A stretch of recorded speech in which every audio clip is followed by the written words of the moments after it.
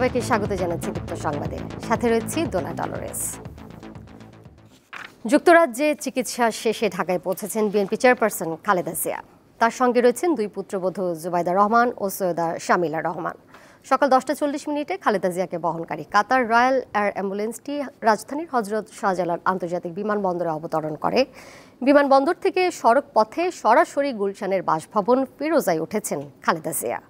দুপুর 1:30টার দিকে ফিরোজায় পৌঁছান তিনি।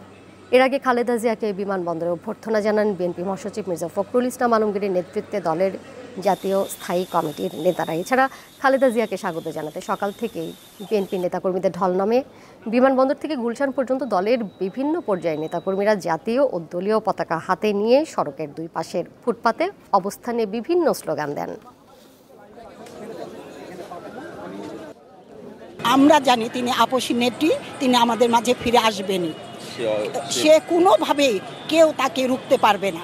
আবার আমাদের সাথে হাতে হাত মিলিয়ে আমাদের সাথে একসাথে রাস্তায় আসুক, এটাই আমরা চাই। আমাদের নেত্রী বলেছে যে আমার দেশের বাইরে কোনো ঠিকানা নাই, দেশে বাড়ি দেশে ঘর, চিকিৎসা শেষে যে দেশে আসছে, এই জন্য অনেক অনেক আনন্দিত।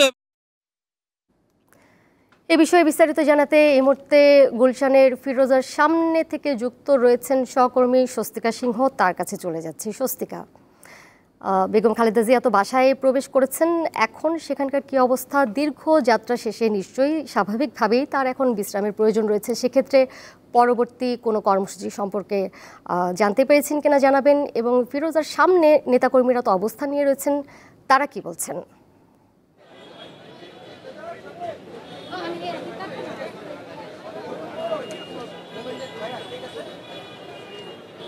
দোলা, আপনি আমার পেছনের চিত্রটি দেখে আসলে বুঝতে পারছেন যে দীর্ঘ 4 মাস পর যখন তাদের প্রাণের নেত্রী ফিরেছেন এবং তাদের যে অভ্যর্থনা জানানোর জন্য যে ঢাকার রাস্তার পথে পথে যে আয়োজন ছিল নেতাকর্মীদের, ঠিক সেই আয়োজনটি কিন্তু ছিল গুলশান এই বাসভবনের সামনে। ঠিক আমি যদি আপনাকে একটু দেখানোর চেষ্টা করি আমার পেছনের চিত্রটি, যে এই বাসভবনের সামনে কিন্তু আইনশৃঙ্খলা বাহিনীর যে করা যে বেষ্টনী ছিল, সেই বেষ্টনীর মধ্য দিয়ে কঠোর নিরাপত্তার মধ্য দিয়ে কিন্তু বিএনপি চেয়ারপারসন প্রবেশ করেন এবং তার সফর সঙ্গী হিসাবে তার দুই পুত্রবধূ সাথে ছিলেন, যিনি তার ব্যক্তিগত চিকিৎসক উনি সাথে ছিলেন। এবং আমরা দেখেছি যে বিপুল পরিমাণ আইনশৃঙ্খলা বাহিনীর কড়া নিরাপত্তার মধ্য দিয়ে কিন্তু উনি 4 মাস পর ফিরোজায় প্রবেশ করেছেন। কিন্তু আসলে নেতাকর্মীদের যে উচ্ছ্বাস, তাদের যে চাওয়া,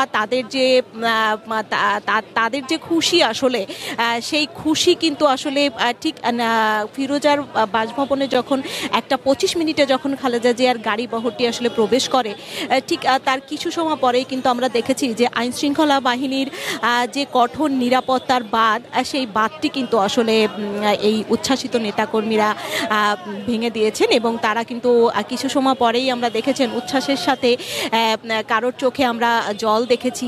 আসলে আমরা অনেকের সাথে কথা বলেছি, তারাই বলছেন এই অশ্রুটা আসলে আমাদের আনন্দের অশ্রু, কারণ দীর্ঘ 4 মাস পর উনি ফিরেছেন এবং তাদের আশা যে এবার তার নির্দেশনায় আর বিএনপির যে যাত্রা সেটি এগিয়ে যাবে, আগামীর বাংলাদেশ এগিয়ে যাবে। পাশাপাশি আমরা দেখেছি যে বিভিন্ন নির্বাহী কমিটির সদস্যরা এখানে এসে প্রবেশ করেছেন, সারা বাংলাদেশ থেকে যেসব নেতাকর্মীরা এসেছেন আমরা তাদেরও দেখেছি যে ঠিক সেই কিছু সময় পরে কিন্তু এই উচ্ছ্বাসের সাথে তারা ঠিক ফিরোজার সামনে অবস্থান করছেন। যদিও ফিরোজার দ্বারটি কিন্তু বন্ধ, তবুও তারা কিন্তু সেই আশা, সেই ভালো লাগা, সেই ভালোবাসার জায়গা থেকে কিন্তু এই নেত্রীর বাসভবনের সামনে আসলে তারা এখনো পর্যন্ত অপেক্ষা করছেন। এবং আমরা কিছু সময় পরে কিন্তু দেখেছি এই যে কঠোর নিরাপত্তা বেষ্টনী, সব কিছু পেরিয়ে গিয়ে কিন্তু আমরা দেখেছি যে বিএনপির যে স্থায়ী কমিটির সদস্য ও বৃন্দের যে গাড়ি বহর, সেই গাড়ি বহরটি কিন্তু আলাদাভাবে আসছিল। আমরা কিন্তু দেখেছি সেই গাড়ি বহরটি কিন্তু বিএনপির যে ফিরোজার যে বাসা, এই বিএনপি চেয়ারপারসনের ফিরোজার যে বাসা, সেই বাসার সামনে এসেছেন। এবং কিছু সময় আগেই নেতাকর্মীদের গাড়ি বহরটি এসেছেন এবং তারা কিন্তু ভেতরে প্রবেশ করেছেন। এখন এই স্থায়ী কমিটির সদস্যদের মধ্যে আমরা দেখেছি বিএনপি মহাসচিব রয়েছেন, আমির খসরু রয়েছেন, নজরুল ইসলাম খান রয়েছেন, তাছাড়া গয়েশ্বর চন্দ্র রায় রয়েছেন, এরকম আরও অনেক স্থায়ী কমিটির সদস্যরা বা নেতৃবৃন্দরা রয়েছেন। তারা কিন্তু আসলে আমরা দেখেছি যে তাদের গাড়িবহরটি নিয়ে কিন্তু আসলে তারা ভেতরে প্রবেশ করেছেন এবং এই যে তারা যখন বের হবে, তারা বের হলে আসলে আমরা বুঝতে পারবো। আবার তার যে ব্যক্তিগত চিকিৎসক রয়েছে উনিও কিন্তু আসলে বের হবেন, উনিও কিন্তু বের হয়ে আমাদেরকে জানাবেন যে তার যে চিকিৎসা, তার যে মেডিকেল বোর্ড, তার বর্তমান যে অবস্থা, এখন কি অবস্থা, এই সব কিছুই কিন্তু তার ব্যক্তিগত চিকিৎসক কথা বলার পর আমরা জানতে পারবো। দোলা, গুলশান থেকে এই ছিল আমার কাছে সর্বশেষ। স্বস্তিক, আপনাকে ধন্যবাদ। রাষ্ট্রের মৌলিক সংস্কারের একটি রূপরেখা জাতীয় ঐক্যমত্য কমিশনে জমা দিয়েছে জাতীয় নাগরিক পার্টি এনসিপি। মঙ্গলবার জাতীয় সংসদের এলডি হলে কমিশনের সঙ্গে সংলাপে অংশ নিয়ে প্রস্তাবনা হস্তান্তর করেন দলটির সদস্য সচিব আক্তার হোসেন। তিনি বলেন, ক্ষমতার ভারসাম্য, জবাবদিহিতা ও বিকেন্দ্রীকরণ এই তিনটি বিষয়ের অর্জন হচ্ছে এনসিপির প্রস্তাবিত মৌলিক সংস্কারের মূল ভিত্তি।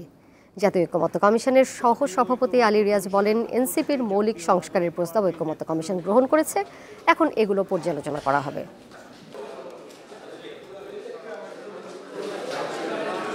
মৌলিক সংস্কার বলতে শুধুমাত্র নির্বাচনী কোনো ব্যবস্থার সংস্কার নয়, বা আসন ভিত্তিক 2/3 সংখ্যাগরিষ্ঠতার ভিত্তিতে সংবিধান সংস্কারের মতো বিষয়গুলোকে আমরা মৌলিক সংস্কার বলে মনে করি না, বরং ক্ষমতার ভারসাম্য, জবাবদিহিতা এবং বিকেন্দ্রীকরণ এই তিন বিষয়কে অর্জন করাই হচ্ছে মৌলিক সংস্কারের মূল ভিত্তি। জানিয়ে দেব খেলার খবর। চ্যাম্পিয়ন্স লিগে যখন মুখোমুখি হয় বার্সেলোনা ও ইন্টার মিলান, তখন লড়াইটা হয় দেখার মতোই। ফাইনালে ওঠার লড়াইয়ে ফিরতি লেগে আজ রাত 1টায় মিলানের সান সিরোতে স্বাগতিকদের মুখোমুখি হচ্ছে বার্সা। প্রথম লেগে নো ক্যাম্পে 3-3 গোলে ড্র হওয়ার পর দ্বিতীয় লেগের এই ম্যাচটি পরিণত হয়েছে ফাইনালের আগে আরেক ফাইনাল। বার্সার ঘরের মাঠে প্রথম লেগের ম্যাচটি ছিল রোলার কোস্টারের মতো।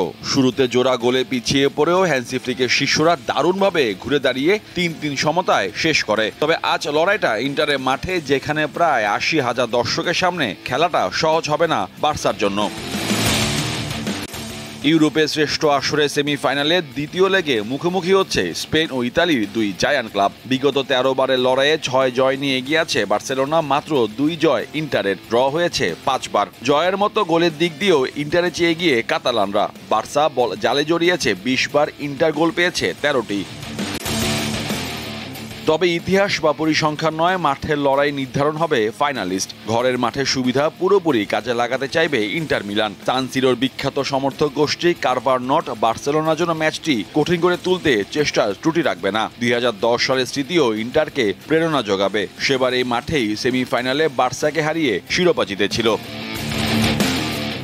সেমিফাইনালে দ্বিতীয় লেগের ম্যাচটি মূলত বার্সেলোনার শক্তিশালী আক্রমণ বনাম ইন্টার মিলানের চীনের প্রাচীর সম রক্ষণে লড়াই। এই জমাট রক্ষণ ভাঙ্গা বার্সার জন্য বড় চ্যালেঞ্জ। তবে কোচ ফ্লিককে সতর্ক থাকতে হবে, কারণ প্রতি আক্রমণে ইন্টার কতটা ভয়ঙ্কর তা প্রথম লেগেই টের পেয়েছেন তিনি। বার্সেলোনার আক্রমণে মূল ভরসা থাকবেন তরুণ উইঙ্গার লামিন ইয়ামাল। প্রথম লেগে তাকে ডাবল মার্কিং করেও আটকানো যায়নি। আজও তার পায়ে জাদু দেখার অপেক্ষায় থাকবে বার্সার সমর্থকরা। কাতালানের জন্য বড় সুখবর হলো, চোট কাটিয়ে এই ম্যাচে বদলি হিসাবে মাঠে নামার সম্ভাবনা রয়েছে স্ট্রাইকার রবার্ট লেভানডস্কির। মাঝ মাঠে পেদ্রি এবং ফ্র্যাঙ্কি ডি ইয়ং বার্সার ইঞ্জিন হিসাবে কাজ করবেন।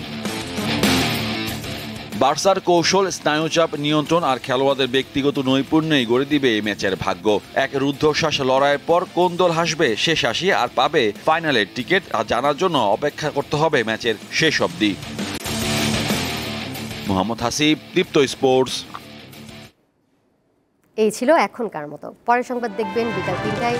এছাড়াও আরও তথ্য এবং বিনোদনের নানা খবর জানতে যুক্ত থাকুন দীপ্তর ডিজিটাল প্ল্যাটফর্মে। ধন্যবাদ সবাইকে এতক্ষণ সাথে থাকার জন্য।